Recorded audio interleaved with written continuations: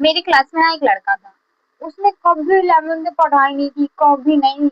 Even paper तक में भी उसने पढ़ाई नहीं, वो चीटिंग के बावजूद ही पास हुआ। एंड जैसे हमारी 11th के पेपर खत्म हुए ना, उसने पढ़ना स्टार्ट कर दिया। जब मैंने पूछा, भाई तूने अब पढ़ना स्टार्ट कर दिया? ही सेज, फार्मेसी करनी है, नीट करनी है, मुझे पढ़ना तो पड़ेगा ना। सीरियसली गाइस, वो ना पढ़ने लगा क्लासेस में।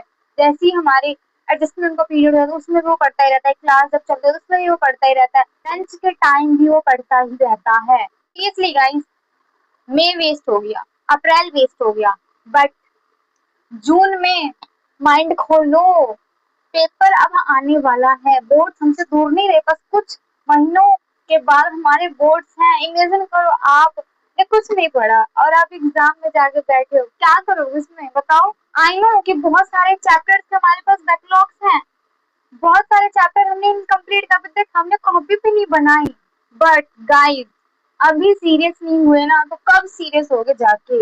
मई वेस्ट हो गया, अप्रैल वेस्ट हो गया, इसके बाद टाइम कितना वेस्ट करना है। तो हेलो, आज के वीडियो में मैं आपको बताऊंगी क्लास 12 के बैकलॉग्स कैसे कंप्लीट करें, आपको कैसे 12th में प्रिपरेशन करनी है, कैसे अपने बैकलॉग्स कंप्लीट करने हैं, कैसे आप वापस से अपने ट्रैक पे आ सकते हो। So welcome back in my channel. और आपने भी अप्रैल एंड मई वेस्ट किया है तो literally this video is for you. अब ना ये सीरियस होने का टाइम आ गया, एक्सक्यूजेस खुद को देना बंद कर दो कि भाई बहुत लेट हो गया है, बहुत सारे बैकलॉग्स लग गए हैं, हमारी नोटबुक इनकम्प्लीट है, हमसे कंप्लीट नहीं हो पाएगा, हम ये नहीं कर पाएंगे। इतना सब सोचोगे ना तो चैप्टर कोई सा भी स्टार्ट ही नहीं कर पाओगे। तो ये सब माइंड में मत सोचो। नहीं, आपका कितना भी टाइम वेस्ट हो गया, लेकिन आप जून से भी स्टार्ट करोगे ना, तब भी आप अपने सिलेबस को कंप्लीट कर सकते हो टाइम से पहले। एंड गाइस, जून से भी स्टार्ट करोगे ना, आपके पास फिर भी एनफ टाइम है। प्रॉब्लम्स बैकलॉग्स नहीं है। हम ना बैकलॉग्स को देख के ना बहुत पैनिक, ओवर रिएक्ट कर जाते हैं। पैनिक नहीं करना कि हमारे पास इतना सारा बैकलॉग्स है तो हम घबरा जाएंगे, हम उनको कवर नहीं करेंगे। आपको पैनिक नहीं करना है, आपको अपनी नोटबुक निकाल कर ऑनेस्टली के साथ उस पर लिखना है कि फिजिक्स से कितने बैकलॉग्स है, केमिस्ट्री कितने बैकलॉग्स है, इवन मैथ या बायोलॉजी के कितने बैकलॉग्स हैं। जैसे ही आप अपने बैकलॉग्स में क्लियर हो जाओ कि हाँ मेरे पास इतना सारा बैकलॉग्स है, तो आपको ये नहीं कहना कि भाई इतना सारा बैकलॉग्स मेरे पास है तो इतना सारा सिलेबस मेरे से कैसे कंप्लीट हो। ये नहीं आपको सोचना, आपको ये सोच रहा है कि मैं टाइम कैसे मैनेज करूँ, इन बैकलॉग को कैसे कंप्लीट करूँ, अपने सिलेबस को कैसे कंप्लीट करूँ, क्या तरीका लगाऊं मैं अपने बैकलॉग्स और सिलेबस को कंप्लीट करने में, जिससे मैं एक प्रॉपर तरीके से पढ़ाई कर सकूं और एग्जाम में एक अच्छे नंबर ला सकूं। आपने जैसे ही बैकलॉग्स की लिस्ट बना ली, उसके बाद देखना जो चीज हम लिख लेते हैं ना वो चीज हमें मैनेजेबल लग जाती है। बट जो चीज हम सोचते हैं ना कि भाई मेरे पास ये इतना सारा है करने को, तो वो चीज हमसे नहीं हो पाता, फिर हमें ना बहुत सारा वो लगना है। लेकिन आप एक लिस्ट बना लेते हो तो आपको सारी चीजें क्लियर हो जाती है, आपको सारी चीजें एक मैनेजेबल लग जाती है। गाइस, कभी ये गलती मत करना कि हाँ आज मैं बैकलॉग्स कंप्लीट कर लेती हूँ, कल मैं अपना करंट सिलेबस स्टार्ट करूंगी। आप ना अपने बैकलॉग्स को बाद में रखना और करंट सिलेबस को पहले, वरना आप बैकलॉग्स करने में ही पूरा टाइम लगा दिए ना, तो आपका जो करंट सिलेबस रह रहा है ना आपको करने का, वो भी एक दिन ना एक दिन आपके लिए बैकलॉग्स ही बन जाएगा। पहले ना मैं भी यही गलती करती थी, पहले मैं अपने बैकलॉग्स कवर करने में लगी रहती थी, मैं अपना करंट सिलेबस छोड़ देती थी कि हाँ पहले मैं अपने बैकलॉग्स कवर करूंगी, बैकलॉग्स कवर करूंगी, तो मेरे पीछे का सारा काम हुआ रहेगा तो मैं आगे कर पाऊंगी। बट ऐसा नहीं होता यार, जो हम पीछे छोड़ दिए रहते हैं ना वो पीछे छूटा ही रहता है, लेकिन जो हम आगे छोड़ते हैं ना वो भी आगे छूट जाता है। तो आप ना ऐसा क्या करो, कुछ टाइम अपने बैकलॉग्स के लिए और कुछ टाइम अपने सिलेबस कंप्लीट करने के लिए अपने करंट सिलेबस को कभी पीछे मत छोड़ना, अपने बैकलॉग्स के साथ अपने करंट सिलेबस को भी लेके चलना। आप 4 आवर्स अपने बैकलॉग्स को दे रहे हैं तो 2 आवर्स अपने करंट सिलेबस को दो। मोस्ट ऑफ द स्टूडेंट यही गलती करते हैं, अपना बैकलॉग्स कवर करने में लगे रह जाते हैं और उनका करंट सिलेबस भी एक दिन बैकलॉग्स ही रह जाता है। ये गलती आप बिल्कुल मत करना। देखो यार, जून में ना आपको हर चैप्टर मत उठाना, कंप्लीट करने के लिए मत बैठ जाना कि मुझे हर चैप्टर करना। पहले देखो आपके सिलेबस में सबसे ज्यादा मेन चैप्टर कौन है, मार्क्स स्कोरिंग चैप्टर कौन है, जो सबसे ज्यादा मार्क्स वेटेज करते हैं उन चैप्टर्स को पहले करो। जो हार्ड है, जो चैप्टर्स आपको हार्ड लगता है उन्हें पहले करो, इजी को बाद में करना।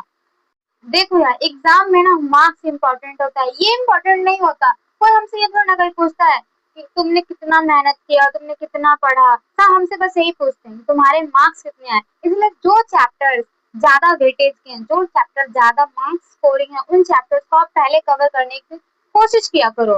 देखो हर कोई बच्चा टॉपर नहीं होता, इवन हर कोई बच्चा एवरेज भी नहीं होता। एवरेज हम कैसे होते हैं, हम नहीं पढ़ते तभी तो एवरेज बन जाते हैं ना। आपको क्या करना है, ज्यादा मार्क्स स्कोरिंग चैप्टर है उन चैप्टर्स को कर लो। फिजिक्स में जैसे कि 5-6 चैप्टर्स ज्यादा मार्क्स, उन चैप्टर्स कर लो, क्योंकि हाँ हमें पता है कि हमारा लेवल कितना है, हम इससे ज्यादा नहीं कर सकते। आप उतना ही करो ना, क्यों आप अपने ऊपर ओवरलोड देखो तो सारे चैप्टर्स को करने के लिए। सारे चैप्टर्स तो नहीं होंगे ओवरलोड लोगे तो, लेकिन जो आप करोगे ना वो भी नहीं होंगे ओवरलोड होने के कारण।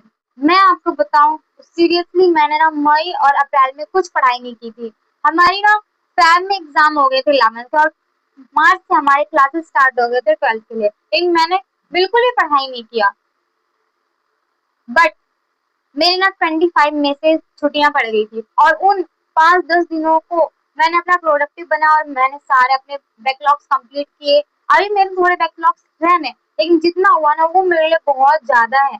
मैंने अपना डेली रूटीन कैसे बनाया, मॉर्निंग मुझे जल्दी उठना है, 10 to 15 मिनट मुझे वर्कआउट करना है, फोन बहुत कम देखना है, सोशल मीडिया सब इंस्टाग्राम सब बहुत कम यूज करने हैं, ज्यादा एक्टिव नहीं रहना उन पे।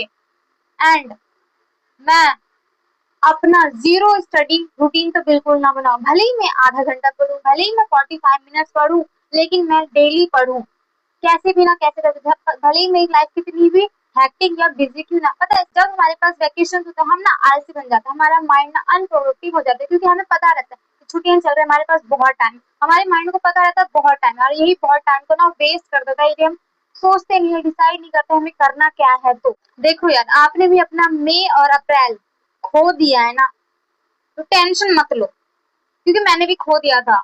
मैंने भी कवर किया है सारा सिलेबस, आप भी कर सकते हो। आपको बस करना क्या है, अपना जो बैकलॉग्स है, आपको जो अपना सिलेबस कंप्लीट करना है, वो एक उनकी ना एक लिस्ट बना लो, और अपने अकॉर्डिंग एक रियलिस्टिक डेली रूटीन बना लो जिसको आप फॉलो कर सकते हो।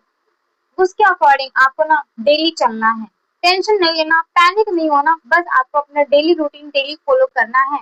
ना हो पाए ना आपको डेली रूटीन फॉलो, तो आप जैसे फॉलो कर सकते हो, जैसे अनप्रोडक्टिव प्रोडक्टिव जैसे आप सोच सकते हो उसको फॉलो करो। एंड कभी मत सोचना कि इतना सारा इतना सारा इतना सारा तो मैं कैसे करूंगा।